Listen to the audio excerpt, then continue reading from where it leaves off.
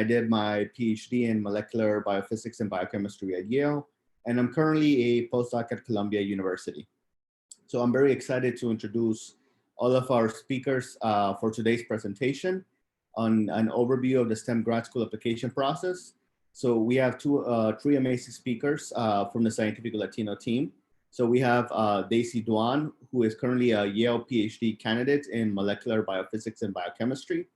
We have Aníbal Tornés Blanco, who is a PhD student in the University of Michigan, Ann Arbor in biological chemistry. And we have Paola Figueroa Delgado, who is a Yale PhD candidate in cell biology. And with that, let's take it away. So Daisy will start. Well, okay, Paola will introduce herself. Thank you so much, Rob, for the introduction. We're very excited to be here to talk about graduate school application. As Rob said, my name is Paola Figueroa Delgado. I'm a third-year PhD student in the Department of Cell Biology at Yale University. I graduated from the University of Puerto Rico at Rio Piedras and majored in molecular and cell biology. I had a very diverse research experience that started off in high school up to when I graduated undergrad and came straight from undergrad to graduate school. And I did one summer internship in the US mainland at Princeton University. I took the TOEFL and the GRE, which you will hear later on by Aníbal. I applied to 8 PhD programs and got invited for interviews into 6, and those 6 offered admission. I'm excited to be here. Hey everyone. So again, thank you for coming. I'm Aníbal, as Rob said, and I'm starting my PhD at University of Michigan, Ann Arbor this year. I joined the PhD program after doing a 1-year post-bac program at prep in Case Western Reserve. And that was after I graduated from University of Puerto Rico. The reason I didn't go straight from undergrad to PhD is because I got rejected my first application cycle. So I actually applied to 10 schools and got rejected by all of them. And then I did a 1-year program of research and being a Científico Latino GSMI student. And these 2 things really improved my application. And then the next cycle in 2019, I actually got invited by every school that rejected me beforehand. So rejection, if you're scared, it's okay, but feel free to chat with me. I've been through it. And yeah, I have taken the GRE twice and the TOEFL once, and looking forward to talking to you all about it. Thank you. All right, thank you, Paola and Aníbal, for sharing. So now I'll be going into, I guess, my journey. So hi, everyone. I'm a 2nd-year PhD student studying molecular biophysics and biochemistry at Yale, a STEAM department that Rob got his degree in. I graduated in December 2018 from Johns Hopkins. I double majored in biophysics and applied mathematics and statistics. Like Paola, I also began research in high school. I started off in evolutionary biology / molecular biology, but then I was like, so I dabbled into developmental biology or into biophysics, and I stayed within this field ever since. So in college, I did 3 summer research internships. I also took the GRE once, so Aníbal will also be going over the GRE, and so I highly recommend that, we highly recommend that if the program application says it's optional, it's not required, you don't need to take it. It's very expensive, and it's just, you don't need to take it. And so I guess for the results, I applied to PhD programs. I got invited to 7 PhD programs. I actually applied to a mixture: chemical biology, biophysics, and also computational biology. I eventually declined 2 interviews because they conflicted with the PhD program interview weekends that I was more interested in attending. And then I was offered, I guess, admissions into 5 PhD programs. So I'll first begin off of this presentation with really what is a doctoral program or a PhD program in the sciences. So the STEM PhD experience, so unlike other higher education degrees like master's degrees, PhD in STEM is free. So the university pays for your tuition. You get to take courses that you want to take. You are also provided an annual stipend. And so this stipend varies from school to school. So this stipend depends on really the location, so the real estate in the area. And it's also should cover also other expenses like for food, and the university should also cover for your health insurance. Now, I will note that there are exceptions to whether or not PhD in STEM is free. I talked to another webinar speaker from this past week on Tuesday, and so she is a PhD student at Stony Brook University. And so Stony Brook University is a public university in New York State. And so I believe that the graduate students have to pay some sort of annual student fee, like about $1,000, which is crazy, right? But then I think that, keep in mind of, these small nuances from PhD program to PhD program. Now, why should you pursue a PhD degree, right? Because, you can obtain research experience in your field of interest to build your future career. But not only that, throughout your graduate school, you learn to think and be independent as a scientist. So you're developing not only the hard skills, so let's say if you're in computer science, you're learning all these different languages, but also you are learning to develop critical planning and execution and communication skills, because graduate school, you can't do it alone. You're gonna need to work with your peers, you're gonna need mentors in and out of the lab. And so PhD, a graduate school, you get to develop hard skills and soft skills.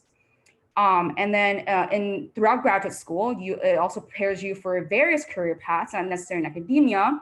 So also, in biotech, in consulting, in SciComm, in science policy, in government, and et cetera, et cetera.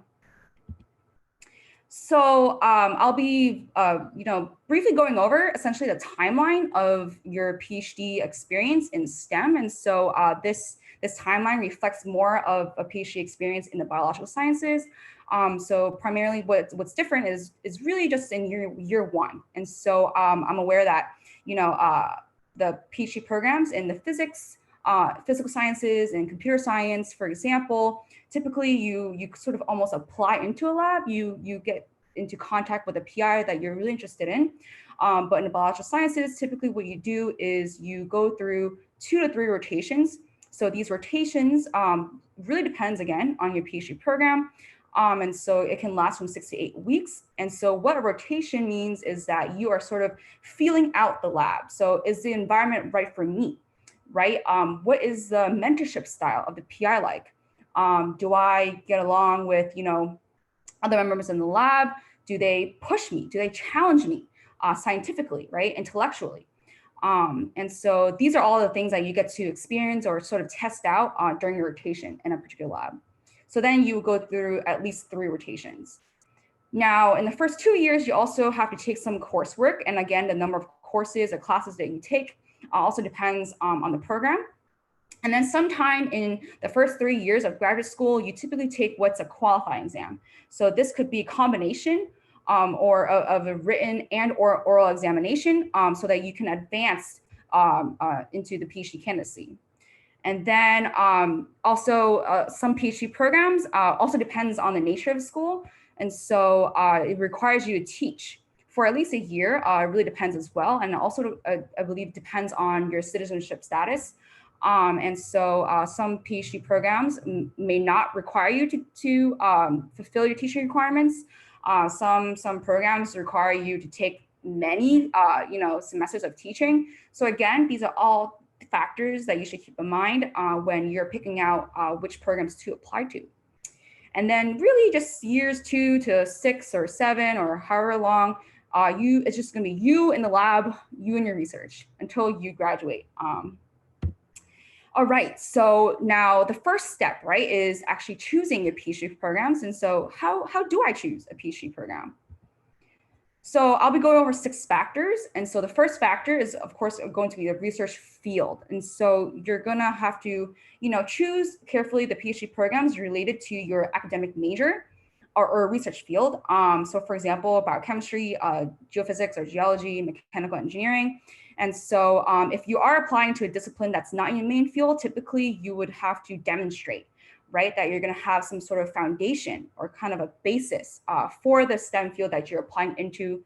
And so this is where when I mentioned before that I applied to a mixture of PhD programs. So I applied to chemical biology, computational biology, and also biophysics. And so we get a lot of questions regarding, do I have to apply to a PhD program, within the same field that I majored in college? No. As long as, some field that's closely related to what you studied, right? That's sufficient. And also, remember that you have hard skills and soft skills. And so remember that skills are transferable. And so what admissions committees are looking for in your applications is this student persistent? Does this statement, scream at me and say, oh, this student is resilient and is hardworking and is passionate about research? And so these are primarily the main components. And so, the second factor in choosing a PhD program is research labs. Now, this is very important. So for each program, it's really critical that you find at least 5 professors you're interested in working with. So depending on who you talk to, the number of professors that you should contact or that you find interesting, it will depend. But typically, I would say from what I've heard as well from my professors and mentors, as well as my peers, is it's usually at least 5. Now, why 5, right? So let's say the number of professors that you're interested in working for is just 3. Now, what happens when you actually matriculate into a program, you find out professor number 1 does not have space in the lab. All right, so that's knocked out. Now, professor number 2, and you go to him, her, them, and so that PI does not have funding, was not awarded a grant, and so, all right, that's knocked out. Now, your last option is, the third PI that you're interested in, and so what if that PI is on sabbatical? Right, so now you're left with no option, and so it's really critical that you seek out at least 5 professors that you can see yourself working for. Now, typically here you can email a PI if you're interested in working for and ask if they have space to take students the incoming year. And so typically this is required for some STEM fields where you do have to contact PIs before applying to the school. So for example, ecology and evolution biology, computer science, and psychology. All right, now the third program. So factors 3 to 6, they're not directly related to research. This, I'll be talking about resources and the environment, which are really critical factors as well to keep in mind when choosing a PhD program. So the third factor is really look into the resources, the special programs that, that school offers, right? Career development, right? Is there like a writing center where, there are professionals, graduate students, postdocs, staff who can help you write fellowship materials, write grants or proofread them. And so there are other PhD programs that also offer dual degree opportunities, right? So let's say that you don't want to remain in academia. You can see yourself running a crazy, awesome, successful startup. And so of course, then you're gonna need to understand business. So there are some PhD programs that offer dual degrees. And so PhD MBA, for example. And then there are some students who I know. And so one of them being Carlos Rico, who is a killer scientist, and he's a beast, he's amazing. And so he, or should I say Dr. Carlos, because he graduated from Rockefeller, a PhD, and now he's an MS1 student at Weill Cornell College of Medicine. And so perhaps maybe you're also interested in pursuing medicine downstream. And so let's say you're also in biomedical sciences. And so this may also be an option for you, depending on the school itself, right? Fourth factor, teaching opportunities. So this really depends on from person to person. Some programs may require you to teach a lot more or less to supplement your stipend. What if this also depends on your career interest, right? So what if you are not that interested in teaching? And so this may also be a factor. What if a program makes you teach way too much? And so this may also distract you from research, or the program may not require you to teach at all, right? And so, but you want to teach because you can see yourself in academia. So these are all these factors that you have to weigh in as well, depending on where you can see yourself in the future. Fifth factor, this factor is really important for me in choosing graduate school and choosing my PhD program. And so location and the graduate school community. So I'm from New York City, and New Haven here is smack dab the midpoint between New York City and Boston. And so New York City is where my family is. Family is really important to me, and also some of my best friends, my close friends, are also in the city and in Boston. And so it's a perfect midpoint. And so I thought that, okay, well, this is perfect, right? And so it's important that you find a place where you'd be happy, since you're going to have to spend a significant amount of time in that school. And so it not only just location, right? So let's say if you want to be closer to your hometown, to your family, or away, right? Because you probably spent college close to home, and now you're ready to fly away and explore the world. And so again, really depends on your interests. And of course, not just location, but really just the actual environment itself, right? Places that support diversity, not within your program, but across campus and the school itself. Also look into whether the school has an undergraduate student community. Some schools don't have the undergraduate population, and so take that into account as well. And that would also tie into teaching opportunities. And lastly, this is really, really important, is diversity. Are there resources provided by the school and by the PhD program itself, by that department, right? For where underrepresented students, minorities to strive in, to thrive. And on the other extreme, you could be one of those students, right, who are really gung-ho, and you see that, okay, this PhD program needs me because I don't see enough impact being made in. So I know that I can start something new and I can transform this place. And so again, it depends on you, depends on your interests. And so these are essentially the 6 factors that you should consider when choosing a PhD program. All right. Now, second thing is, of course, choosing a research mentor, because eventually you're going to be, in a home lab, and your PI is going to be the one who's mentoring you to develop your professional and career development, and also encouraging you and challenging you intellectually, right? So it's important to choose professors who are good role models and with a solid training of graduate students, right?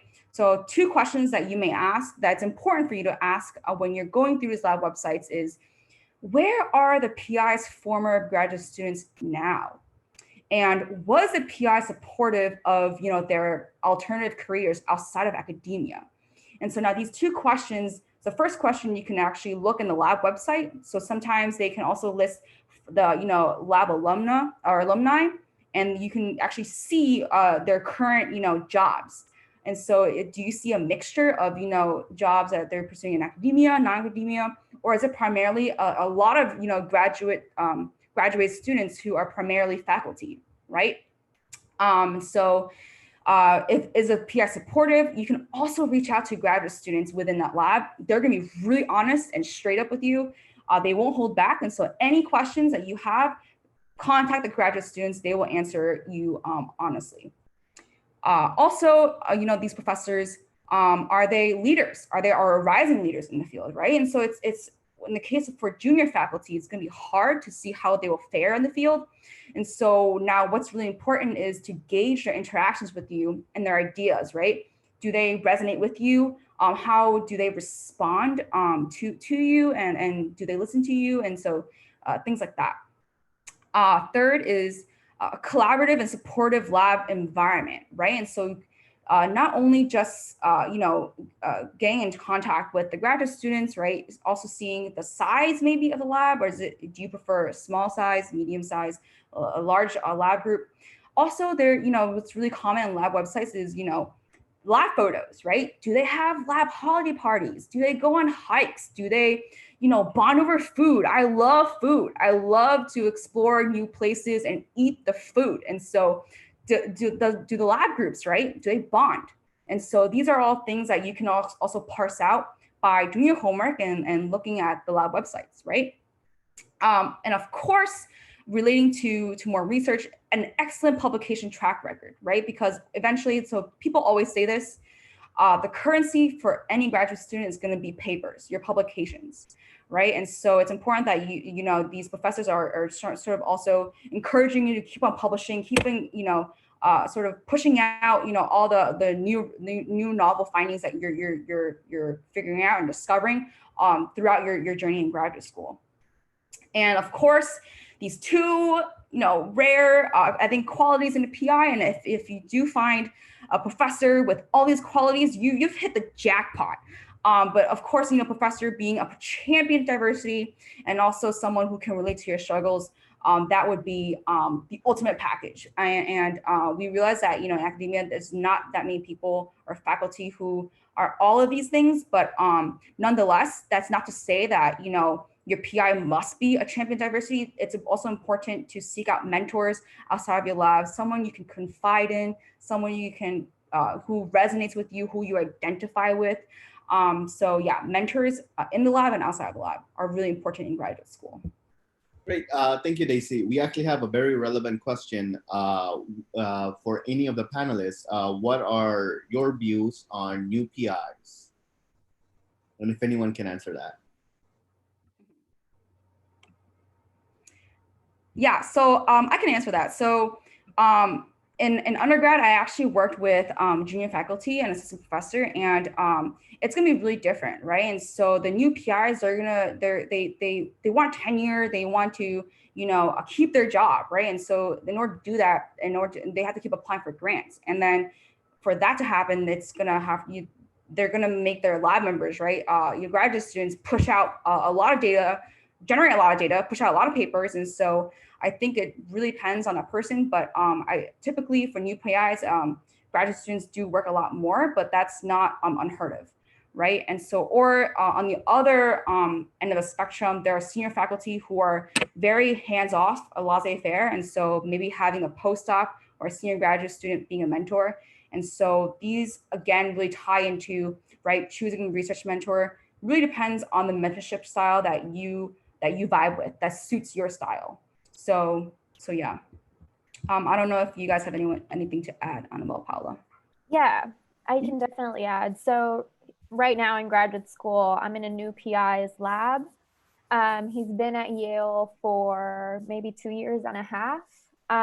So there definitely are their benefits. One of the reasons, amongst the reasons why I joined his lab outside of the research, is that it gave me kind of an insight towards what setting up a lab looks like and what academia demands on a professor on the tenure track. Since that's what I want to do as a career option, then this gave me an insight into that process. And not only that, but my PI is very accessible and very hands-on on terms of training and really instructing kind of the right direction, and very eager and kind of invested in my project and seeing my project succeed, which is really important in graduate school.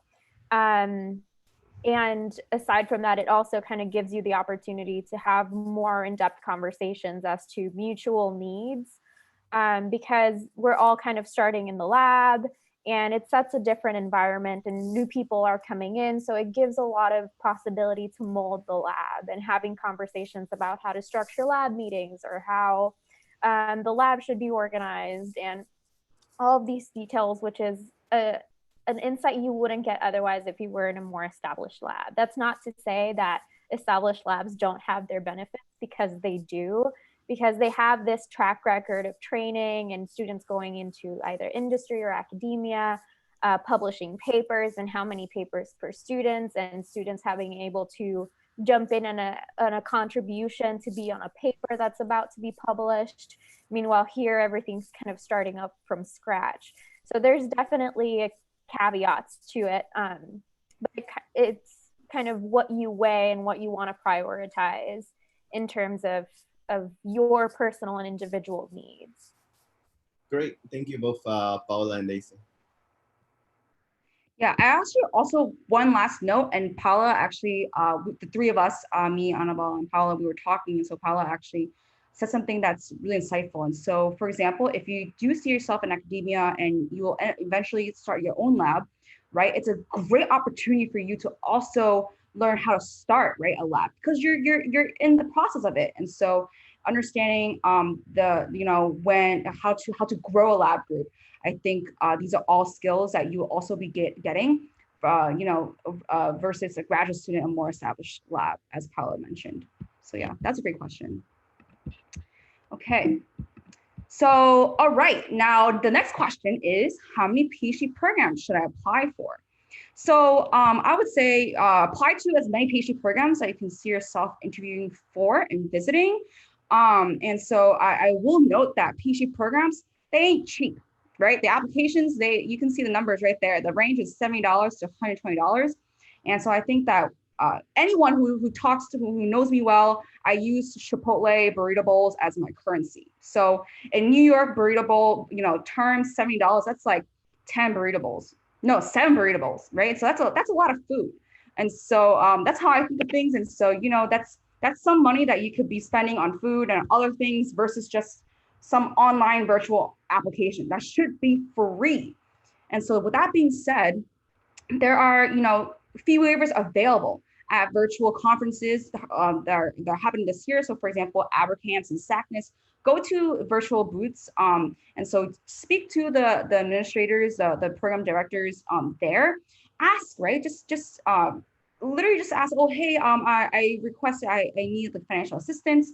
Do you guys happen to have fee waiver codes available? I'm really interested in applying to the PhD program. And so just by saying that, more likely than not, they will give it to you. Or like what I've done, I've also directly emailed, the admissions coordinators for the PhD programs, like, hey, I can't really pay this amount. Is it possible that, are there fee waivers available for prospective PhD applicants such as myself? And so don't be afraid to email admissions, committees, and not committees, but these coordinators, program coordinators. So they're very receptive and they will respond to you so long as you demonstrate, interest in that email for applying.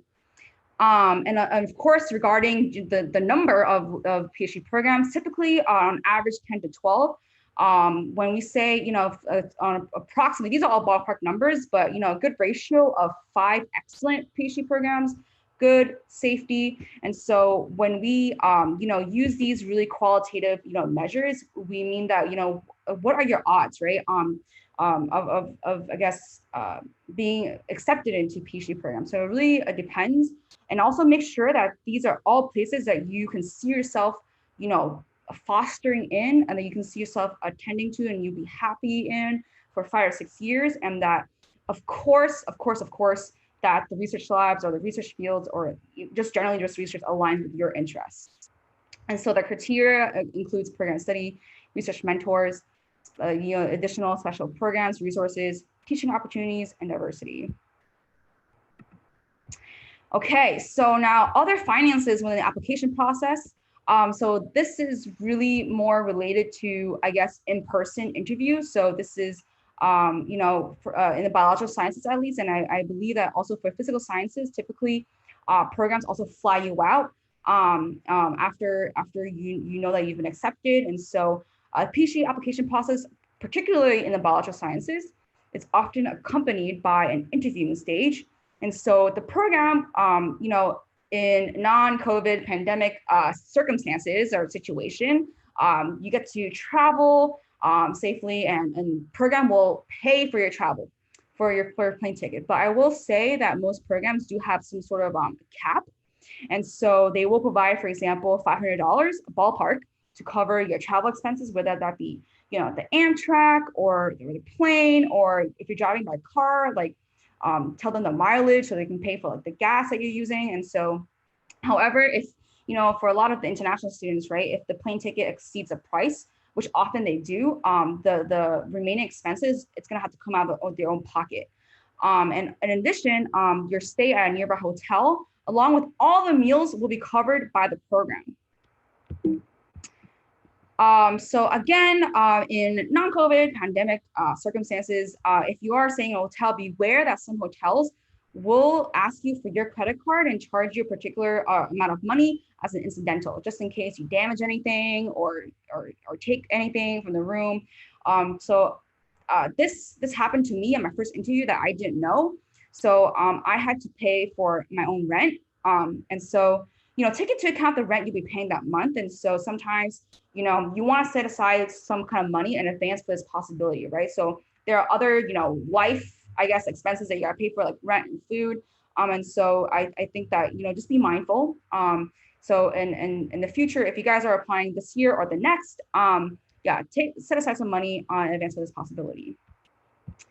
And lastly, there's also something that I didn't know in my first interview, but keep all your receipts. Like literally travel to the airport, right? Take a screenshot of your Uber ride, you know what I'm saying? So Lyft, these records, right, of the cost that it takes for you to go to airport, like from day one of your visit. Keep track of everything, even like the bag of chips you take from the airport. But I'm saying, like, meals that hosted by a program, they will compensate you back. They will. And so as long as you have, demonstrate proof of, the meal or, some kind of travel or transportation mode that you've taken in order to reach to the place of interview. So next we're gonna, before we proceed, I'd like to take any questions. Yes, so we actually have two questions. The first one is based on the recent topic. What is the general trend concerning how programs will interview students because of COVID-19? For example, in person versus online. Does it vary? And any of the panelists can answer this question. Yeah, so personally, I, having been in contact with the admissions director for my track, and so the biochemistry, quantitative, it's a long name, biochemistry, quantitative biology, systems biology, biophysics. I lost track of the acronym, but it's called BQBS essentially. And so the number of, I guess, interview offers, at least from my department, is not affected. But with that being said, I do know that all the interviews being held by my department are all going to be virtual. So, but I'm also aware that some schools are, I guess, cutting down the number of spots just because of funding. But yeah, if any of the other panels were to comment about, their departments in their respective schools. Yeah, I don't have specific info, but this is like an evolving situation. And like, I think a lot of programs are not releasing like that type of info, whether they would do like virtual or in person yet, because they want to see how this all plays out. But I am expecting that a lot of them will go virtual. Mm-hmm. I do believe the same. Well, Daisy and I are both at Yale. The probability based on how things are is that they might be virtual, but nonetheless do save money in the case that they go in person. That way it doesn't caught you off guard, and then you have to kind of swarm figuring out which you should prioritize. And if they are virtual, hey, you saved money. That's always a good thing. Yeah. Great. And one more follow-up question on choosing a mentor topic. So what types of questions should I ask to current graduate students in my programs of interest about potential PIs and lab culture? I can answer that. So one of the first things I did, I came with like 22 questions. I came with a list. I came prepared. One thing that you should definitely do is kind of go and do an introspect on what you prioritize and what you value and what you want from your graduate experience. What kind of a mentor do you want? What kind of a lab culture do you want? What kind of a work-life balance do you want? Do you want a specific 8 to 5? Do you have a family? Do you have other responsibilities? Do you want to take vacation times? If so, how long? How flexible people are? All of those information that's important to you, those are the questions that you should ask, because ultimately that's going to make or break your decision whether to join a lab or not. It has to do with you. It doesn't have to do with the lab itself. So really look what you value, what you prioritize, what your likes are, what your dislikes are, what you want in a lab environment. If you're very individual or if you like to work in teams, what does that look like for you? And what are you willing to kind of sacrifice if it came to be that nothing, like the majority of the things can be managed, but then there's a couple that may not be possible. And if you're comfortable with sacrificing those, I guess that's my main response to that question. And it's a great question. And just a quick follow-up question for any of the other panelists. What would you recommend if the field I am interested in is not very common? For example, let's say I could only find 4 schools with multiple PIs who work on that field, while many other schools only have 1 PI who work on that specific field.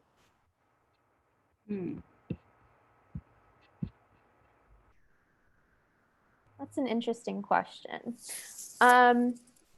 I guess it depends, like if those single PIs at different institutions foster collaborations both within their institution and beyond, that can open kind of a possibility to expand the kind of the venture on your thesis. It may be risky because Daisy mentioned there are many factors that can go into you actually going into a lab. And sometimes it can depend on your own preferences, and sometimes COVID may be a factor. So definitely take into consideration and things with a grain of salt. Another thing that I want to say is that sometimes we think we know what we want once we're applying to graduate school, and then we start rotation and our mind changes completely.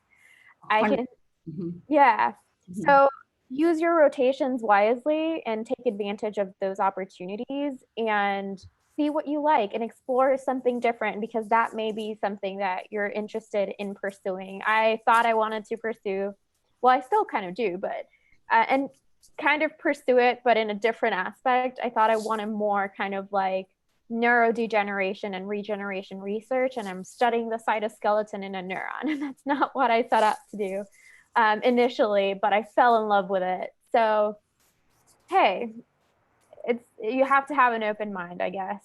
But definitely keep in mind the possibilities of what a single PI can mean if you're specifically interested in that field. Great, thank you. And with that, we're gonna move on to the next part of our webinar. Right, well, today we're gonna talk about how to apply to a PhD program. So this part of the webinar will be divided into 2 components. The first being standardized testing, GRE, TOEFL, IELTS. And the second part will be based on the application timelines. So when you should be like thinking about applications, September, and up to the deadlines, which are around December. Now, the first thing I want to like show you all is that there is a big update on the GRE subject test. This test will stop being like distributed, like offered by the Educational Testing Service, effective on August 20, 2020. You know, so it turns out that they canceled the next dates for the subject test, such as September 12th and October 17th. And the test, assuming health conditions improve, will be available on April 2021. So the GRE subject test, they have biology, math, physics, English literature, chemistry, and psychology. And it turns out that a lot of programs are historically known to require these tests, especially chemistry, psychology, and math. Therefore, if your programs are asking you to take or submit a subject test, just know that there is really no way you can like provide it, because the test is not being offered until 2021. So that is one big update I wanted to loop you all in. Now, with that being said, whenever I talk about the graduate record examination today, it will be referring to the general test. So it's about the 4-hour exam that is required for some graduate schools. I underlined some because this is a rapidly evolving situation with not only programs joining the Grexit movement, which is to stop requiring the GRE, but also because of COVID. Now, there are like resources online, such as the GREnotrequired.com website and the biogre.info for bio and biomedical graduate programs. I actually run the latter one with Dr. Joshua Hall, and it's like up to date. So the programs that are actually dropping the GRE are like contacting us to be like, hey, include me in the list. And also, if your program is not biological or biomedical, there are actually in the same list, there's a tab for psychology, astronomy, and astrophysics programs, math, and other types of lists that are programs that are discipline specific, that people around the country are working on like building, so that students like yourself applying to grad school can actually make informed decisions about where you are applying to. Now, this is understanding what schools require the GRE and which don't is very important because this test is very expensive. It's about $205, and sending out scores is additional $27 per school. Now, if on the day of the exam, you actually know what all of the schools you want to apply to, you can apply for free. You already paid a lot of money already, but you can send like the scores to 4 universities on the test day. So before the test day, you like, or after you take the exam, this like free offer is not available. So you need to know which schools you are applying to. But after those 4, every like additional school report will be $27. All right, and that piles up, especially when you apply to 10 programs like I did. That piled up quickly. Now there is a GRE test speed reduction program, but be wary that like from the moment you apply to this reduction program to the moment the ETS approves of it, it can take up to 2 weeks. Okay, so you send your application today for the test reduction. When they get the application, they will approve it. They don't mention how much that may take, okay? So it may take from like a week to like a month or like 6 months. And I've heard stories about this. So from the moment they send, like they approve your reduction waiver, then they send you the physical waiver by mail, and that can take up to 2 weeks. So just letting you know, there are like discounts, but really you need to do a lot of things. So you need to email a lot of people and be on top of this. So I think the easiest way around this is just contacting the schools and programs and making sure you really do need this exam.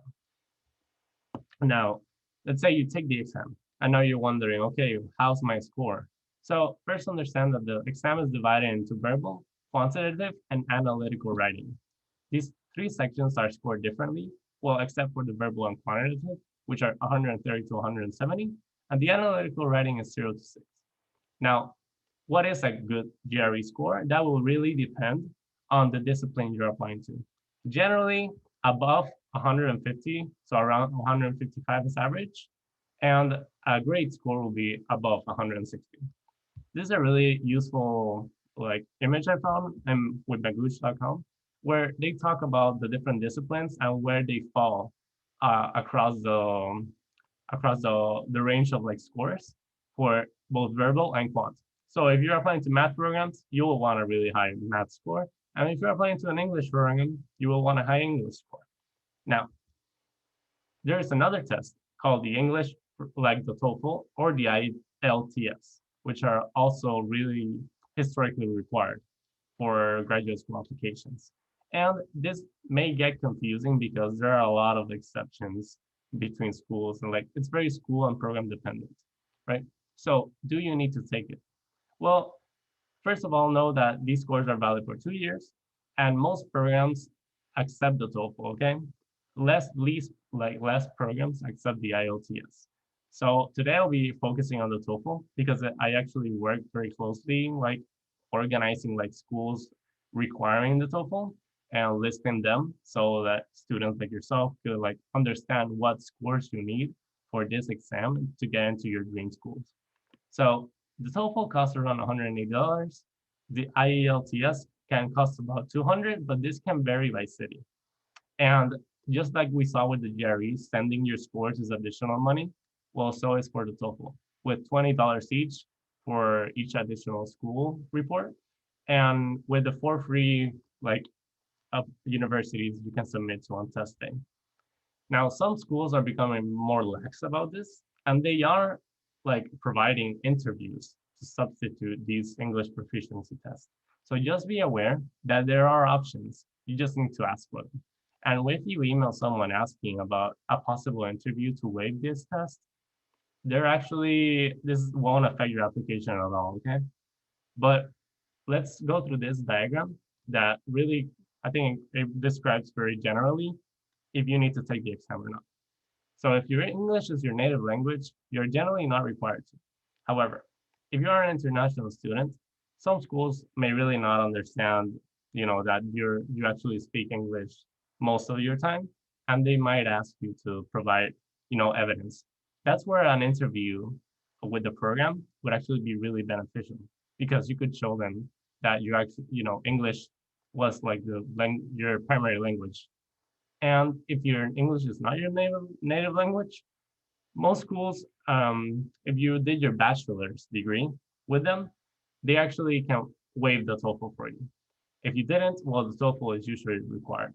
However, I explicitly said bachelor's here because for master's students, that can vary. So it may be that you did some master's work in the US, full English all the time, but that may depend, because some programs think that, okay, that's enough to show your proficiency, and others don't. All right. Now, yeah, just letting you know, there are resources. I'm working on this list called the PhD TOEFL list. It has about 200 plus schools with their ETS codes, as well as the minimum scores. And we'll get into the scores now. Now, the TOEFL is divided into 4 parts, be reading, listening, speaking, and writing, with cut scores being around 90 to 100 and 26 or more for speaking. Now, this is a visual description of what I'm saying. When I say cut scores, first of all, don't be scared. It doesn't mean that programs won't look at your application if you don't make it to 90 or 100. It just means that programs might ask for additional English proficiency training. So you might have to take a course if you don't feel like the 90 to 100 or the 26 or more in speaking. And just letting you know that there might be a loophole. So you may not be required to submit the TOEFL with your application, but if your program requires you to do a TA, so teaching a class, you might actually have to show some proficiency exams or scores. Therefore, just be that. That's a really good question to ask the program, the grad students, if they had to take any sort of English proficiency exam in order to be able to TA. Okay. And with the current pandemic going on, TOEFL has adapted the TOEFL. So ETS has adapted the TOEFL to an online manner. However, this exam, there have been a lot of critiques about it, because you need very specific software, you need very specific setup, and not everyone can comply with the requirements. Now, this test will be offered until September 30th. After that, ETS is not mentioning if they will offer it or not. Therefore, programs are beginning to accept exams like Duolingo or the interviews. So if after September 30, you see that the TOEFL is not being offered and you suddenly have to take it, remind the programs okay, can I submit a Duolingo or can I interview with you? For students in mainland China, the TOEFL ITP is another alternative. So before I continue, I just want to make a stop and ask if anyone has any questions about the GRE or the TOEFL part, because we're going to start talking about the applications next. So we have a question. Do you know how long TOEFL and GRE scores last? Yeah, so that's actually a really great question. I skipped through it, but GRE scores last up to 5 years. They're valid for 5.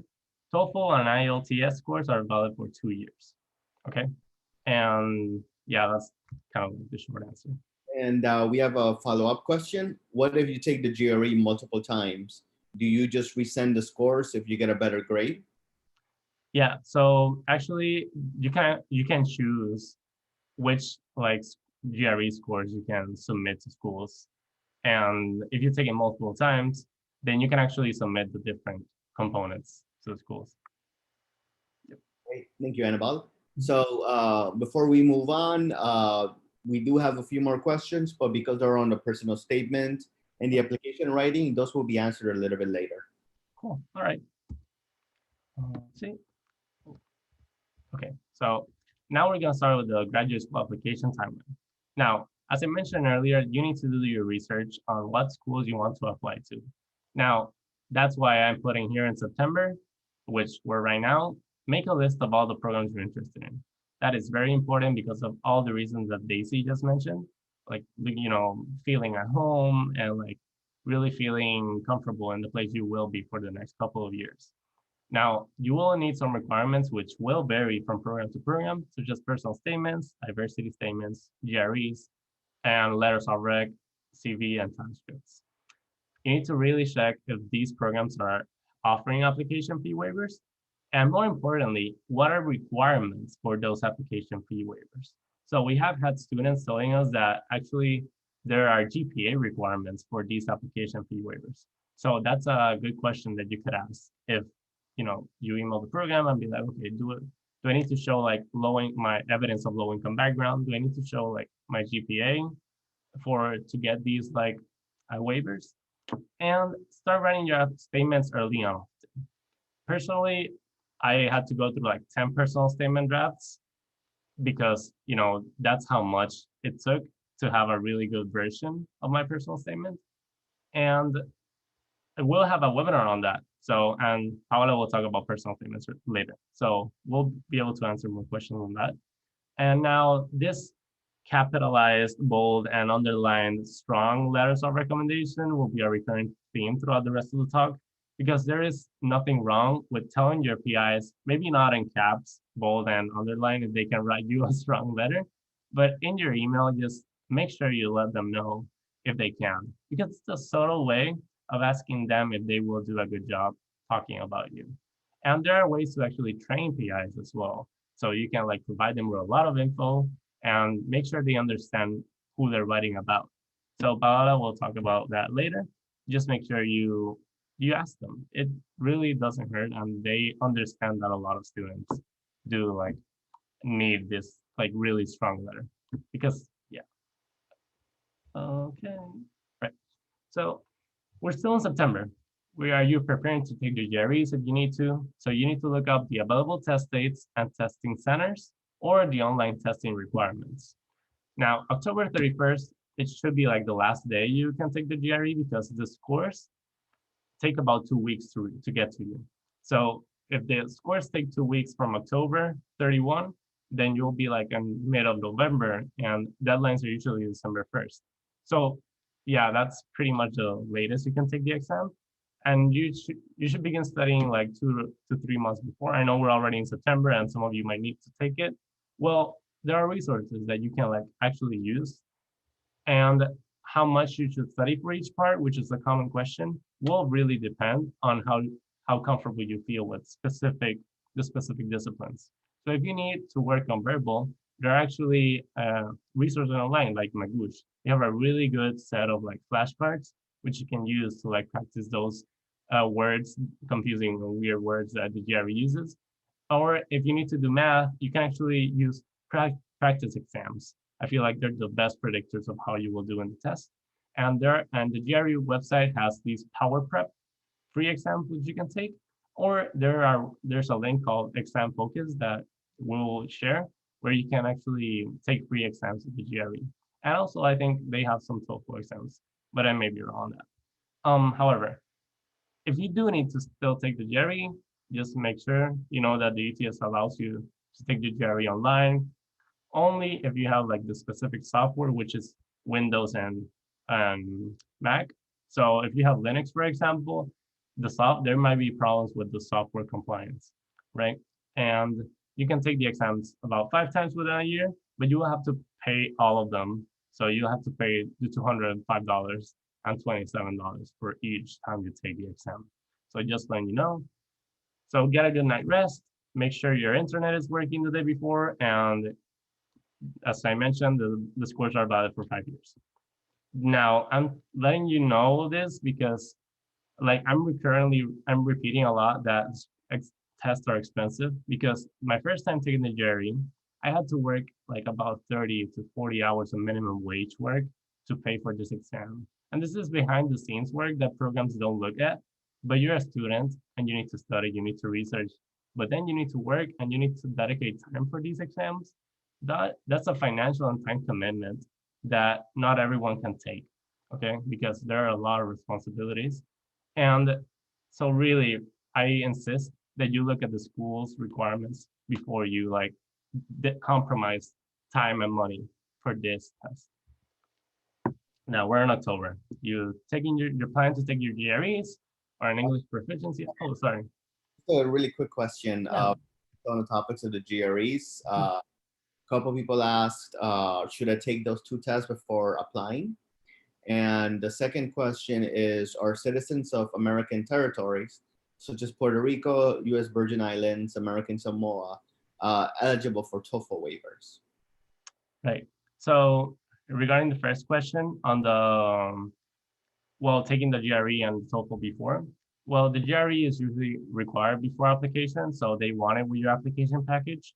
Some schools actually allow you to take the TOEFL after you've been accepted. So that's kind of like a detail that maybe not all programs explicitly say, but you should ask them if they want those, like at least a TOEFL score before or after you're accepted.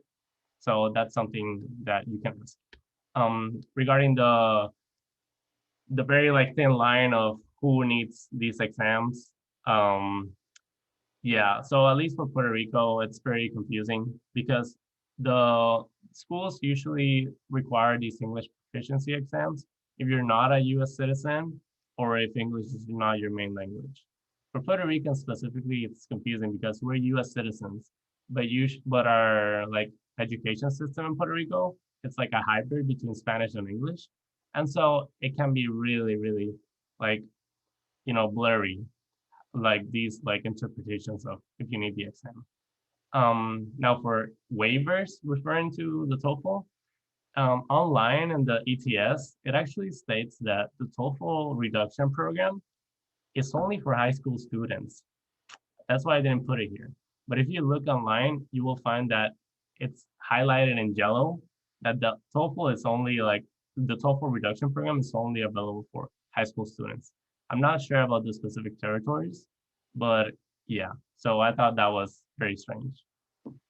And just the last question before moving on towards the rest of the presentation, and the rest will answer later on. What should you do if a program says the GREs are not required? Will taking it help your application at all, or are admissions committees really not going to look at it? That's a great question, and I'm glad you asked it because how optional is optional or strongly recommended, right? That's a really recurring question. Well, you need to understand that for the GRE doesn't compensate on your scientific prowess or like how you are as a person. It just complements maybe your GPA. I think that's the most it can like support. So if you do have like some GPA or class problems you're concerned of, you can take the GRE and submit it. It may support that aspect. But if programs are saying that you don't require or like strongly urge you like not to submit it, then don't submit it. Other programs are like, okay, it's recommended, but just think about how much time and effort and money you will spend on taking this test versus dedicating it to something more important, such as your personal statement. Such as Daisy mentioned earlier, you have a whole application package. And stuff like the GRE, usually how programs are starting to do it is that they're given the PI, the admission committees, all the application documents, but the GRE is given only if the PIs ask for it. So just letting you know that really the personal statement, I feel like, is the most important part of your application because it needs to scream at the admissions committee. And this time that you dedicate studying for a test could be time that you're dedicating writing this really amazing statement that blows them away and tells them like, okay, bring this person in. Great, thank you, Aníbal. Yeah, for sure. Yeah, really good questions. So again, you're taking the GRE or English or TOEFL exams if you need to. Again, you're applying for fellowships. Check out the Científico Latino website if you want to look for fellowships. We have a lot of resources which you can find. And if we're in October, it's September, October, November, and December 1 is the deadline. So have your professors and colleagues look at your personal statements. Make sure to get a lot of eyes on it. And you don't want, and be specific about what you need from them when they look at these statements. You want them to really look at the cohesion, the coherence. You don't want them to be like, okay, I love your story. You're a cool person. And like, I enjoy reading it. No, you really need something that will be like compelling because really personal statements, admission committees dedicate like 2 minutes each. So you really need to make a really good statement to make so they can like, oh wow, this person is amazing from the first minute. Now, again, remind your letter writers about letters of rec. They will forget. So make sure to like constantly remind them and keep training them. Just give them your personal statements, let them know how the application process is going, and prepare like a Google spreadsheet with like all the schools you want and send it to them as well. That way they really appreciate this because they can, you know, maintain like, they can like track how many like letters of rec they need to be sending. And again, attend virtual seminars. Now that everything's remote, that's kind of a benefit. You can attend to all these conferences, BME, SAGNES, applicants, for the experience and also the application waivers. And again, application waivers, make sure to ask if they have GPA requirements or any type of like specific, you know, detail that they may not be saying. Now, if you are applying to a program such as EEV, computer science, or psychology, these timelines may vary, so start contacting your mentors earlier because some programs require you to have a mentor before you are accepted into the program. We're in November, December, it's getting closer to submit those deadlines. Remind your letters of rec writers to submit and remind them about the deadlines. The final edits to your personal statement, this will never be ready. It will never be completely done. Personal statements may always have another like improvement, but you just need to be honest with yourself and think like, okay, this is powerful for me, and that's really enough. Yeah, then email programs about application waivers before you start, you know, wasting all that money if you don't need to. Because if you do pay and then they like, oh, we had application fee waivers, there's no way to get you reimbursed that money. Okay, so make sure you ask before you pay. And yeah, submit about a week or two before the deadlines. This is important to do with time because I did the mistake of submitting to a grad school one personal statement that was meant for another one. Okay, so I had the name of another institution, and that doesn't vibe well with admission committees, right? So make sure everyone's getting the documents that they're meant to get. And yeah, December 1, it's like pretty much a general deadline. So after submitting the grad school applications, December 1, the ball is on their court, okay? It's a stressful process, waiting and waiting, and this waiting game can take up to February. If you start hearing about the programs in late December, like close to Christmas even, like they're actually, you know, that's a really good sign. Or if you don't stress yet, wait until February. That's like when the last letters are sent. And if you're nervous about your application at all, consider prep programs. A gap year doing a prep program was the best thing I've done in all my life. Some people think it's like 1 year like wasted, but I think it was one of the best experiences ever. It really helped me grow as a scientist and really gave me like a lot of confidence after I've been rejected from 10 schools. Because you feel like everyone's just told you nicely, oh, I don't want you in 10 letters separately. And that takes a toll on you. So a prep program really, really can improve not only your personal confidence, but also your scientific confidence. So highly recommend it. I will have a webinar on that. Now, a graduate school interview is not an acceptance. So reminder to just go at them with all you got, okay? Because there's a lot of students competing for the same spots, and schools only invite candidates that they are interested in. So just make sure to like give it your best. For international students, but also now for domestic students, they might have Skype or phone interviews before an in-person interview is sent. For international students, this is especially true because programs have to like spend a lot of money flying you over, like if you're an international student. But what I mean that domestic and international students are gonna like be on equal grounds this year is because everything will be remote, okay? So for non-biology programs, the timelines may be a little different, but they will notify you of an acceptance and then have you visit to get to know the school. But again, this is an evolving situation this year. And you submit it. It's December 1, you have sent all your documents, PhD program recruitments, 2020 most likely virtual again. I'm sorry, I sound like a broken record. For biological and biomedical programs, from January to March, you will start, interviewing, and non-biology programs are January to early April. Yeah, just make sure to contact all the faculty members you can, and all the students. For PhD programs, the acceptances are sent about from February to April, and they will include info about stipends. And yeah, the PhD program decision is on tax day on April 15, where you have to accept those invitations, deny the others, and thank everyone really, because this process is a very stressful one. So make sure to email everyone that has helped you along the way, from your family to your strong letter of recommenders, and even the GSMI members, if you are a member of the Científico Latino family. So yeah, I think that is all on my part. Are there any questions? I think the majority of the questions will be for the next part, so we'll continue. Cool. Thank you. Yep.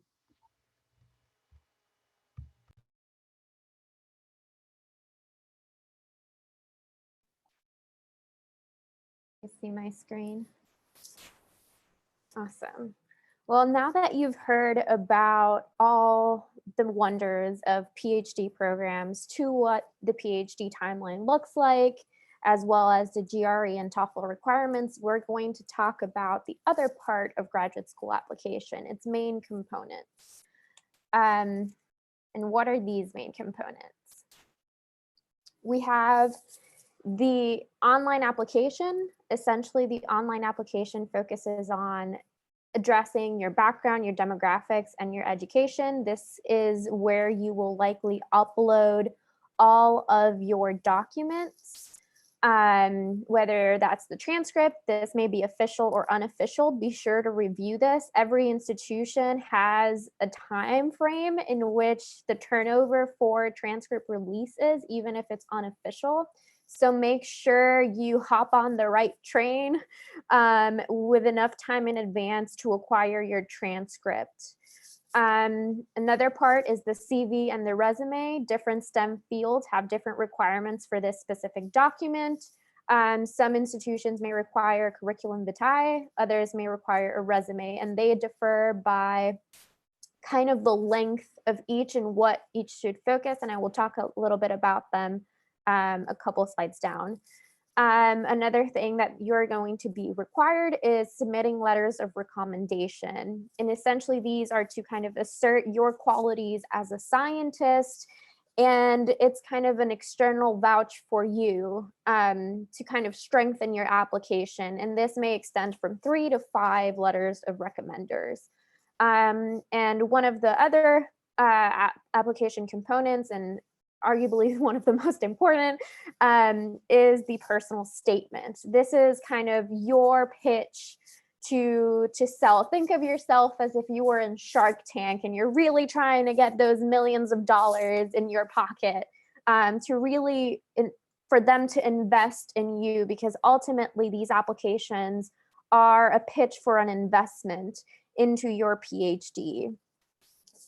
So here is your time to kind of really focus on what you've been prepared or getting prepared to do. So really focus those research experiences, what you've done and what you've learned, and how this will play into your graduate degree. And I will talk a little bit more about that in the personal statement section.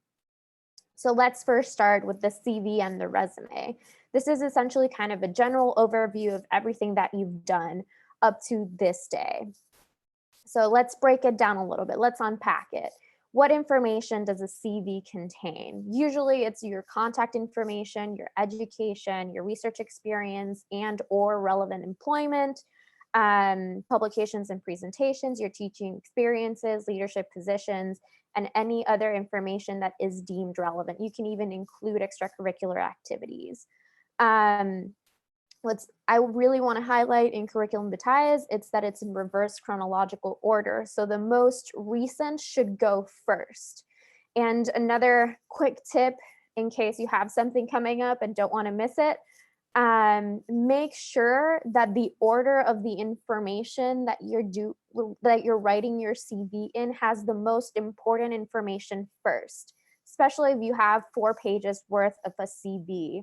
You want to make sure they're reviewing a ton of different applications and they're probably going over the document, and you want to make sure that the first 2 pages contain the holy grail of what you can offer.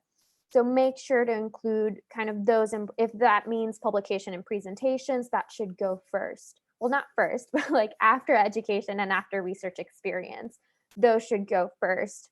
And if you have received fellowship or awards, those should also be highlighted even more than teaching experience. Okay, so let's break it down a little bit further. So what is the format like? Make sure that the format throughout your CV is the same, both in font, in size, and the information that you're providing. In this presentation, you might see changes in format. That's because we extracted information from different CVs. So shout out to Rob and Olivia for also providing us portions of their own CVs. So what should it include kind of in the header is your name, your physical address, your phone number, and your institutional or professional email address. That's essentially meant to inform where they can contact you directly, and that this information that you have in your CV pertains to you as an individual.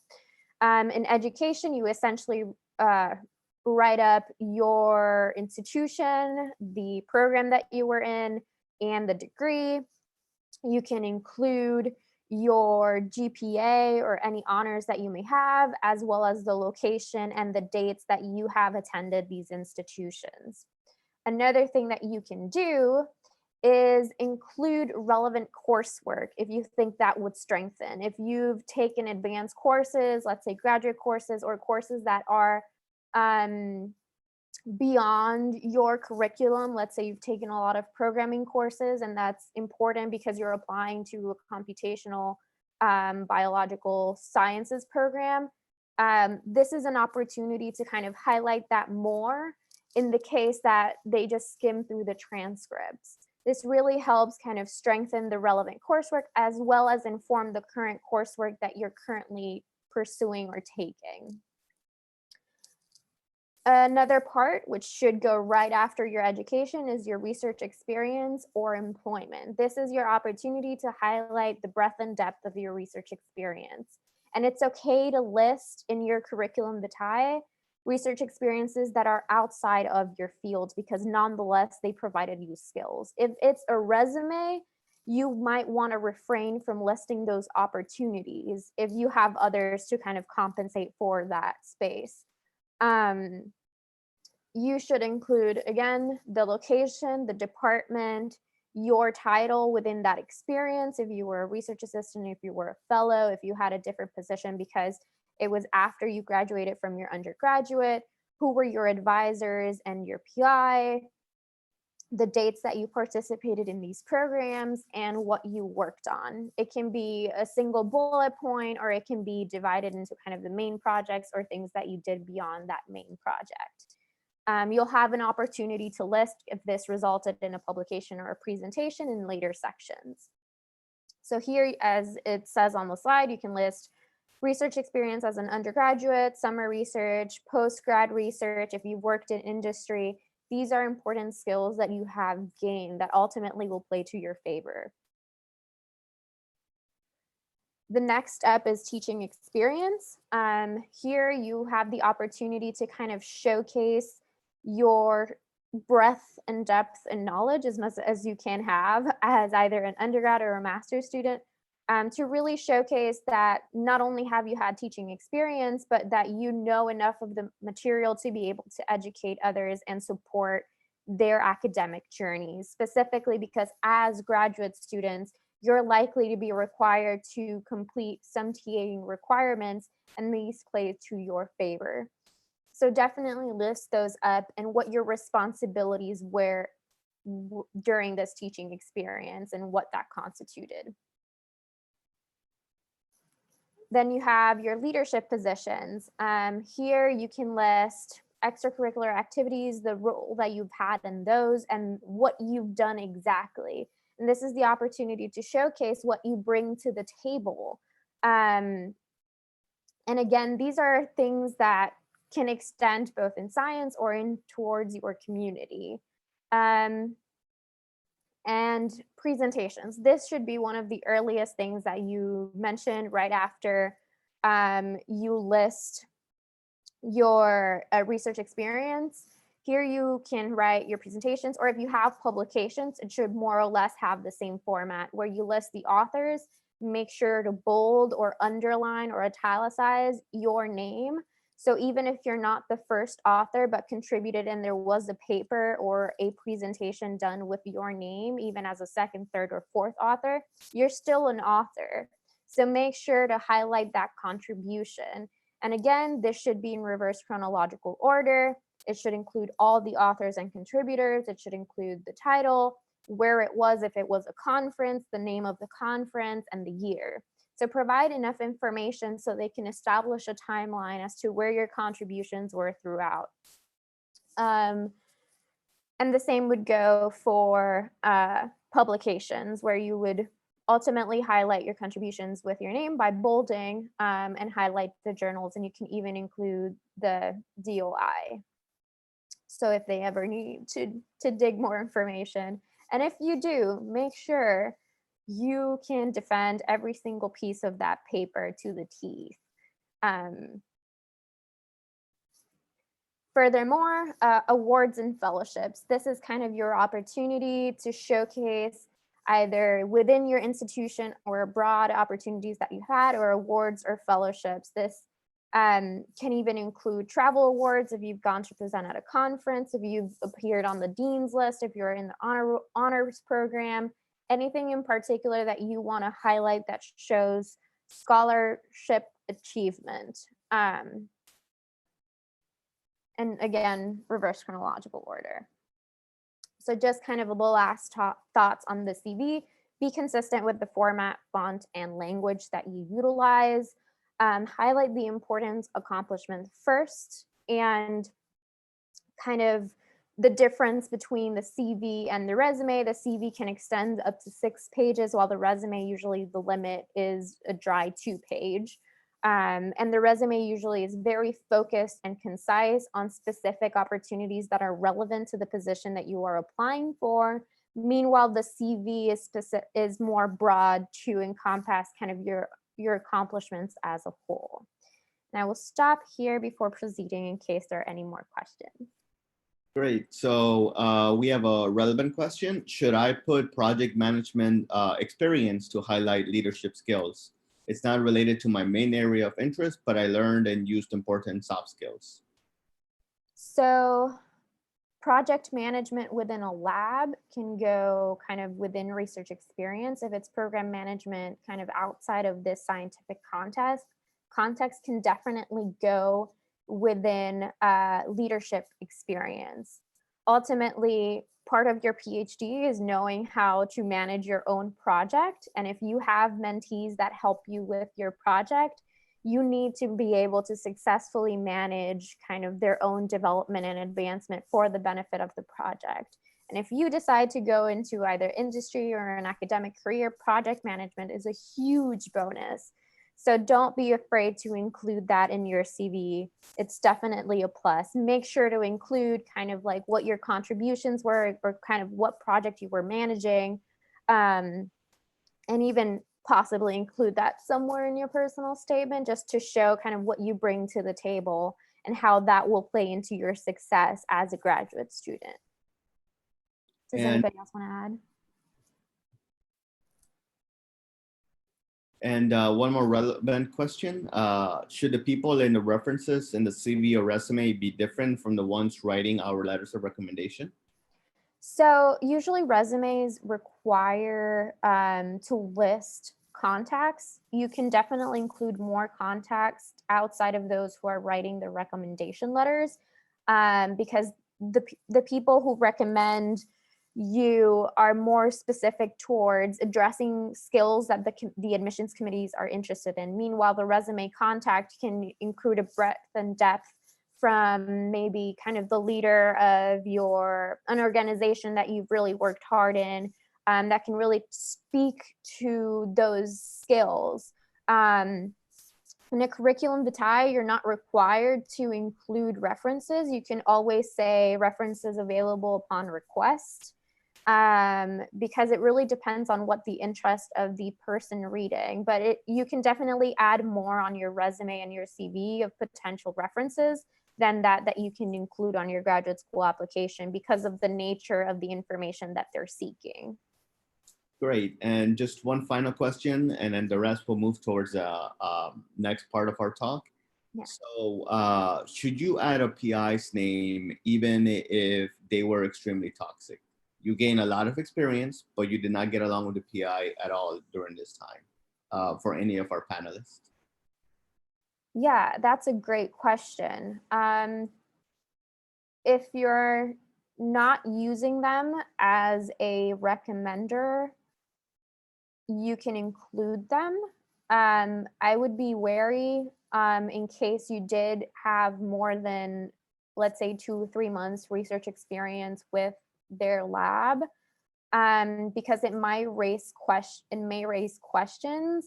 However, if you do have more extensive research experience beyond that specific lab or PI, it's okay to include them because they're kind of, the rest would outweigh this one experience. But if that was kind of your longest experience and they weren't a recommender, it might raise questions. But if you need that experience to show that you were active during that period, I would make sure to address it somewhere in your application, or even have one of your recommenders address it, because some schools don't require a page limit for recommenders, but they do require you a word limit. So be smart on that, on those pieces of information, and who can really help address those points that you want to point across, but may not have the space to do so. If they are a recommender, you should definitely include them beyond, even if that was the case, because they are writing a letter of recommendation. Although based on that interaction, I assume they're more likely not to be a recommender. Great, thanks, Paola. And then we'll move on to the rest of the presentation. Sounds good. Okay, so next up, and a wonderful segue with this question, letters of recommendation. So one of the first questions most of us have is, who should I ask to be my recommender? So ideally you would go to a faculty member, your PI or former advisor who you've done a year-long or more research experience, or even summer program research experiences. It is likely that you may not have enough to meet the three recommender quota, because maybe you were in the same lab for 3 years in your undergrad and maybe did one extra summer internship program and you only have 2. In that case, you can definitely use department chairs, faculty mentors outside of your lab. You can use research or honor program directors if you're part of a research fellowship program like BP and Dorr, McNair, Mark Rice, or are part of your honors program that requires you to make a thesis. Definitely contact those program directors, because not only have they been following your academic development, but also your research productivity because of the end product that these programs require. So definitely don't be afraid to tap into this external population. I usually kind of recommend having a roster of up to 5 or 6 in the case that it is likely that you may ask your recommenders, and I'll talk a little bit afterward about this on the next slide, that you may ask a recommender and you may say, like, I'm applying to X amount of institutions, and they can respond by saying, I can only submit to 6. So in order for that not to be a limiting factor to you in your application process, you may want to have an extra or 2 extra recommenders to be able to also include kind of a recommendation, just in the case that that circumstance happens. Who can be kind of your recommenders? The people that can best attest to you as an individual in your professional and academic setting, and can really write about your potential to succeed in graduate school and as a scientist. And I'll talk about different things and on how you can guide their recommendation letters on the next slide. So Ideally, you would request the letter with at least 2 months in advance. Be succinct, direct, and respectful when contacting professors. I'm a little bit more on the verbiage side when writing emails, but essentially have the subject line indicate what you're contacting them for, because that would give them a sense of which emails to prioritize on their inbox and which they can kind of address later on. And definitely a rec letter is one of the things that they usually respond to at a higher rate than other emails. So definitely be respectful. Well, Aníbal said, like, don't bold or underline. I do bold and underline strong when I ask for a recommendation letter, because sometimes they really skim through the emails and I want to make sure that they're willing to write me a strong letter of recommendation. I give them information of how many programs I'm planning to apply for and what kind of the general fields for them are, and kind of the skills or what more so these letters of recommendation would look like. Not that they need to know, but they usually have written letters before, kind of a formality. And once I ask them if they would be willing to serve as my recommenders, I follow up kind of by saying and providing them information, whether that's my CV or my resume, kind of the institutions that I am applying for and the deadline for their recommendation letter submissions, because sometimes recommenders have extra days compared to the official deadline, but sometimes it's the official deadline when they also have to submit. And just make sure, because you are likely not the only student they're writing a recommendation letter for. So you want to make sure that you grab them very early on. In addition to that, I follow up by giving them kind of a bullet outline on specific topics that I want to highlight, or that I would like for them to highlight in my application. Let's say that can be in terms of, let's say, the NSF, intellectual merit and broader impact. What specific instances or what I have been involved in that I would like for them to highlight specifically. Maybe we've had interactions in the past and they've given me really positive feedback and I highlight that again. So it's fresh in their heads. And not only that, but you can guide them on, let's say, if you have a low GPA, and you want to address kind of your academic development, it helps to have a recommender vouch for you in addition to writing that somewhere in your personal statement. So it definitely is a plus. Use your recommenders wisely. Your recommenders should highlight whatever you can't highlight in your personal statement, because you have so much limited space. So make sure to really think about what specific things they know about, or even if they don't know about but are vaguely familiar, you provide them enough information that they can fill in the blanks. And don't be afraid to follow up. Sometimes, and I'm pretty sure with this Zoom COVID world, we are all packed with emails and emails get lost, or sometimes you read it and say, I'm going to get back to it and never really do. So just touch base.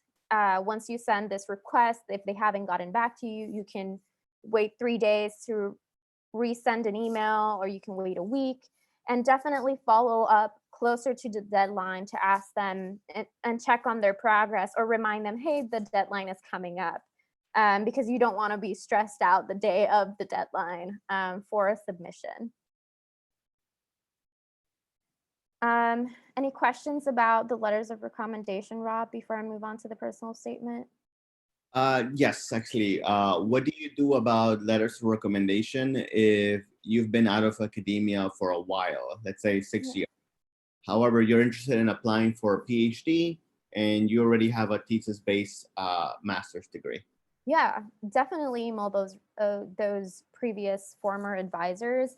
Indicate your interest in going towards academia and saying, and even explaining why you decided to either, let's say you went into industry for those 6 years, why you decided to do that and what you're interested in doing a PhD.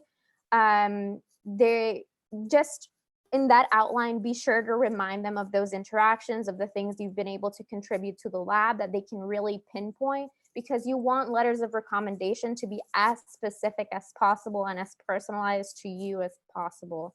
So make sure to include those details so they can say, you know, maybe XY student decided to pursue an industry career to figure out or to explore this career venue and decided blah, blah, blah.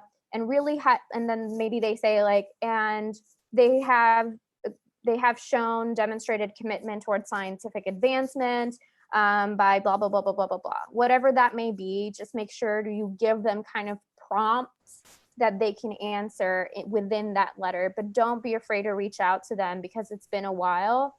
I think, I don't know, maybe that's my own philosophy, but usually your mentors and former advisors took you on as an investment, and they know this is likely going to happen for many years down the road once you've left their labs. So don't be afraid. Always remind them of kind of those good times and what you were able to do in the lab, even if it's been a while. I'm sure they're going to support it because ultimately it's towards their benefit to say, hey, I have a student in X and Y university. And if they have a student graduating, they can say, oh, can you talk to my former student? And, you know, it's ultimately to everybody's benefit.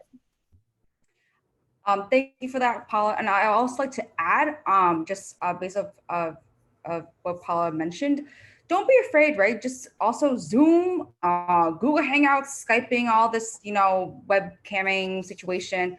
It's so, we're all doing this, right? Especially during this time. And so shoot them an email, be like, hey, I know you haven't heard from me. Hope you are doing well, blah, blah, blah.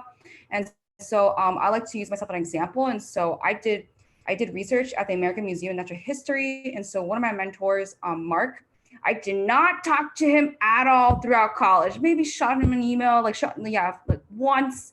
And I think 5 years after that, for a fellowship application last year, I was like, hey, Mark, hope you remember me. Do you want to chat and catch up on what I've been doing? And so he wrote me a letter back.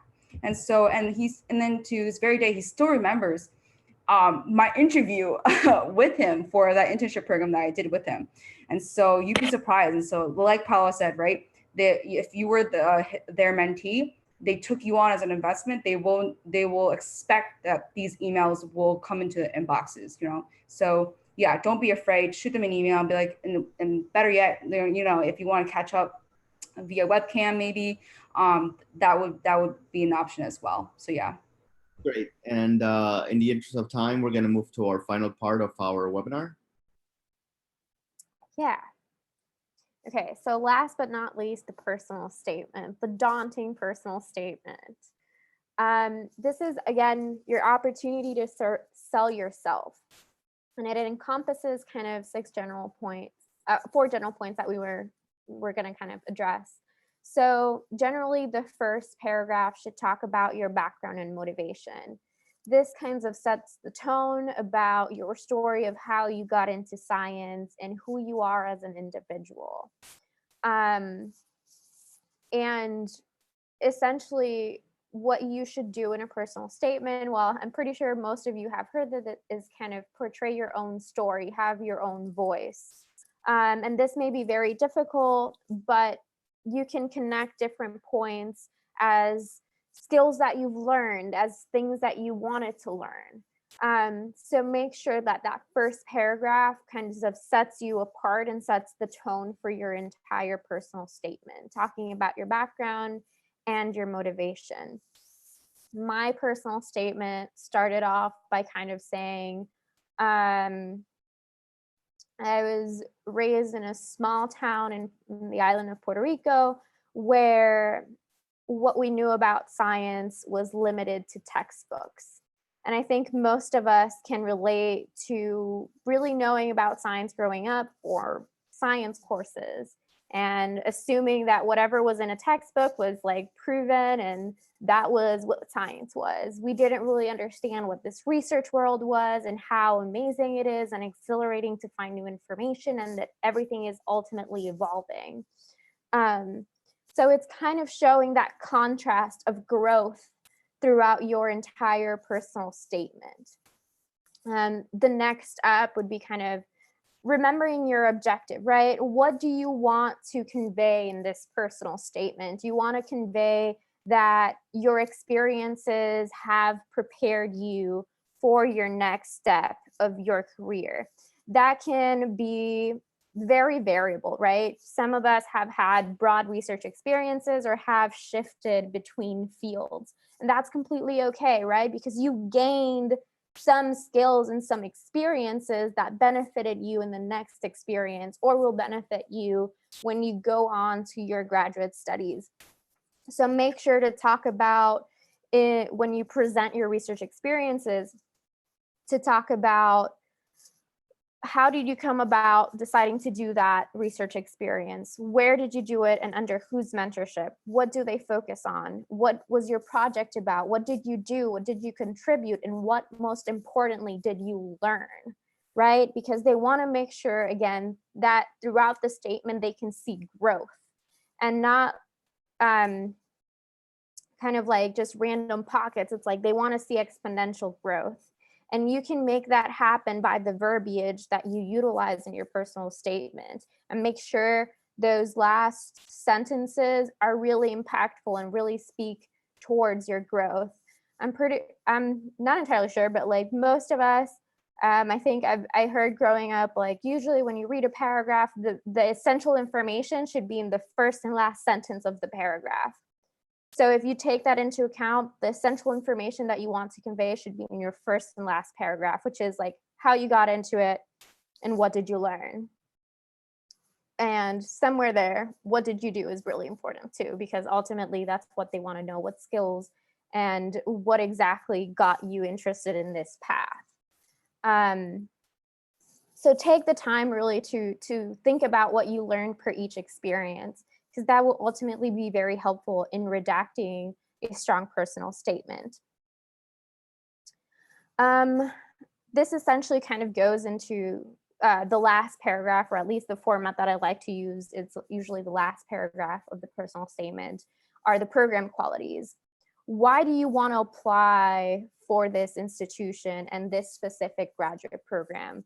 What sets it aside from other programs? Why are you passionate about this? And how would it ultimately benefit your development as a scientist, right? Because your PhD is a training opportunity, and you should really highlight those specific points of your personal statement. And that can be, and really sit down and kind of do a little bit of research. They will appreciate that ultimately. If you're interested, let's say, in doing research in regeneration and you have different interests within regeneration, look at who's working with regeneration at the institution. What are they doing? What's the direction their lab is going on? And you can write about what you want to ultimately do during your PhD, and how Dr. Who is doing blah, blah, blah, blah, blah, and Dr. whatever is doing X and so and Y, and you're really passionate about these potential projects and how they will relate to your long-term goal if you want to go into academia, of studying, let's say, regeneration of the central nervous system after spinal cord injury. So it really portrays a story that you've thought about of, well, what you would like to do. It doesn't have to be like 100%, because they don't expect really that you know what you want to do starting off from the get-go, but it at least shows some intent and thought of how the faculty and the department fit into your goals and your training for the next step, whatever that step may be. And it's okay to not know. And kind of also look into alternative reasons why you want that institution and that department.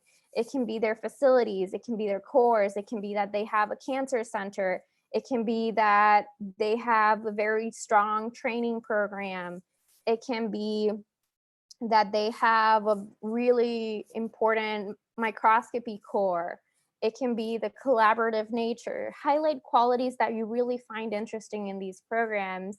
And I think most of us, and even you, have really gone through the application and the work of going through these programs to kind of reduce the list of programs you ultimately are going to apply to from maybe 30 to 10.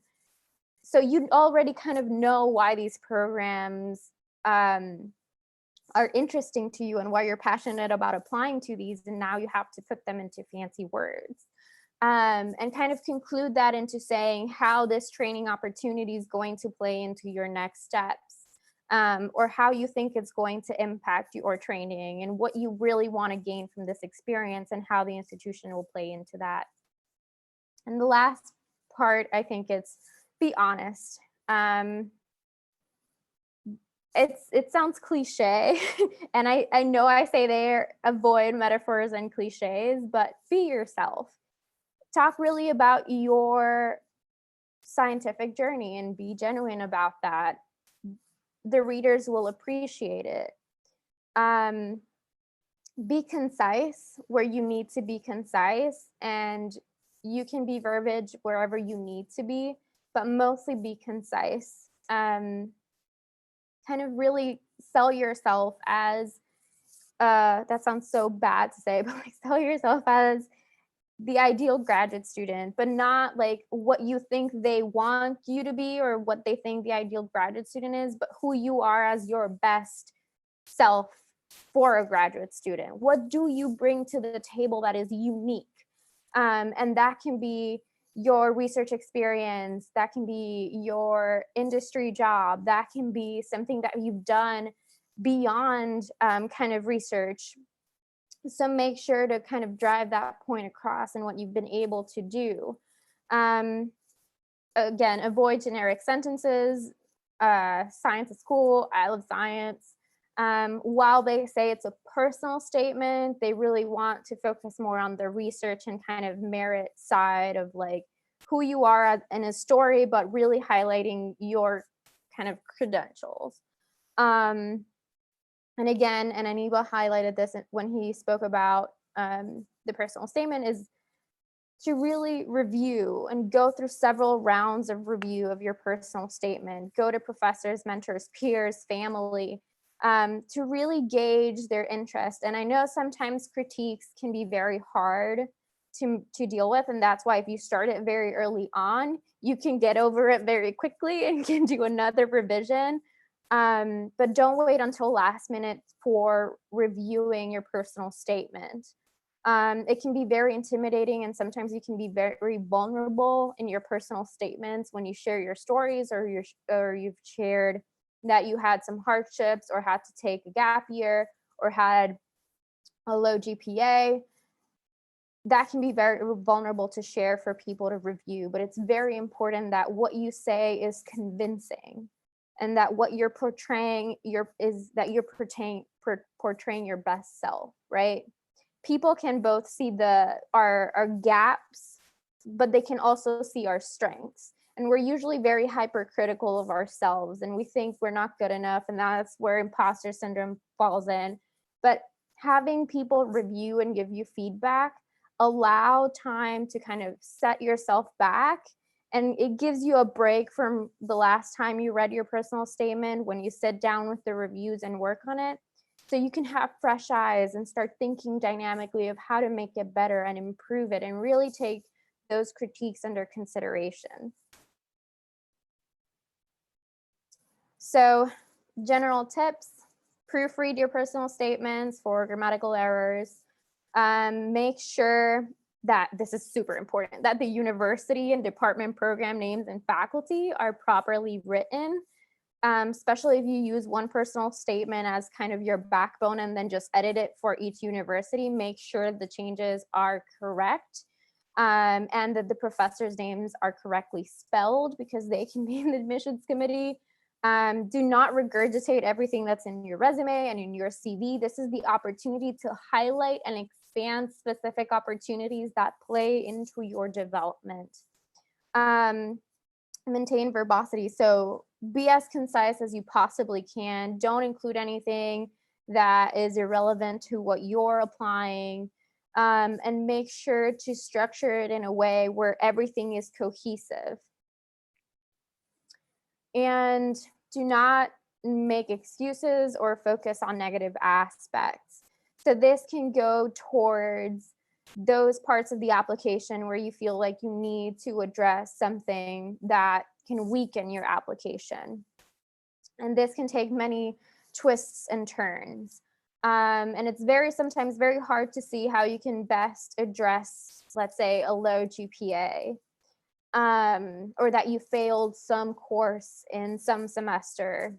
And it's good to have conversations with your peers about how to best structure this and really internalize, what did you learn from this experience and what did you gain? Why was it that, let's say, you failed a course? And what did you learn from that experience? Were you able to retake that course and do better the next time around? Definitely focus on kind of that growth, because we all have experienced science. It's all about dealing and managing failure. And having experienced this doesn't make you less of a competitive applicant. It just makes you prepared for failure in graduate school and in science. So don't take it as a negative and don't weigh yourself down because maybe you don't have a 4.0 GPA. That's completely fine. You can definitely address it by highlighting your growth.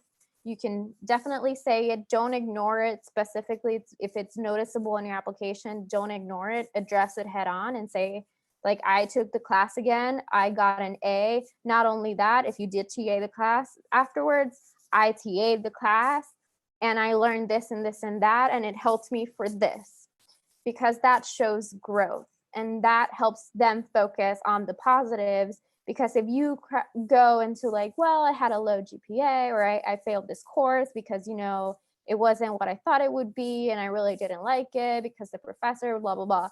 So they don't want that. They really want to focus and see how you learn from that experience, because failure is something that you're going to encounter constantly in science when experiments fail or when your grant gets rejected. So it's something that helps you grow, kind of another additional skin in the game. Any other questions? Great. Thank you very much, Paola. So with all of that, we might be able to take one or two last questions. If you have them, please add them in the Q&A or through the chat.